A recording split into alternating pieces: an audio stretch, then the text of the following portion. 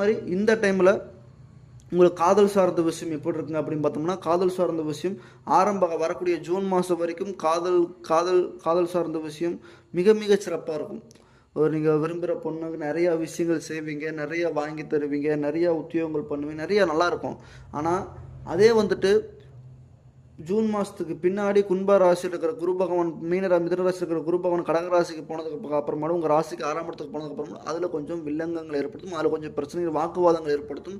அந்த டைமில் பேச்சால் சின்ன சின்ன மறைமுகமான விஷயங்கள் ஏற்படுத்துறதுக்கு நிறைய வாய்ப்பு இருக்குது. அதே மாதிரி கணவன் மனைவி சார்ந்த விஷயங்கள் அப்போ எடுக்கும்போது வந்துட்டு கணவன் மனைவி சார்ந்த விஷயங்களை பார்க்குறப்ப இந்த டைம் ரொம்ப ரொம்ப சூப்பராக இருக்குது. ஆனால் ஒரு சில முன்கோபத்தினால ஒரு சில விஷயத்தினால ஒரு சில சங்கடங்கள் நடக்கும். யாராச்சும் ஒருத்தவங்க விட்டு கொடுத்து போகிறப்ப அது கண்டிப்பாக ஒரு மிகப்பெரிய ஒரு சிறப்பான ஒரு விஷயமா இருக்கும்.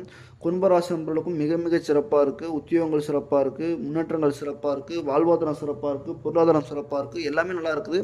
அது எல்லாத்துக்குமே முதலீடாக இருக்கக்கூடிய 2ஆம் இடத்துல வாக்குஸ்தானம் இருக்கும்போது அந்த தனிப்பட்ட முறையில் ஒரு கோபத்தை தனிப்பட்ட முறையில் ஒரு விஷயத்த மேலே வைக்கும்போது அந்த கோபங்கள் அது ஆக்ரோஷமாக மாறி அதன் மூலிமா பிரச்சனை, வாக்குவாதத்தினால ஒரு பிரச்சனை, குடும்பத்துலேயும் பிரச்சனை கொடுக்கும், தொழில் வகையிலையும் பிரச்சனை கொடுக்கும், சொந்தத்தின் வகையிலையும் பிரச்சனைகளை கொடுக்கறதுக்கு நிறையா வாய்ப்பு இருக்குது. சொல்லப்போனால் ஏகாவராயணம் நாவாக்கா அப்படின்ற மாதிரி எவ்வளோக்கு எவ்வளோ நீங்கள் கட்டுப்படுத்தி உட்காந்துருக்குறீங்களோ அவ்வளோக்கு அவ்வளோ உங்களுக்கு நல்லது.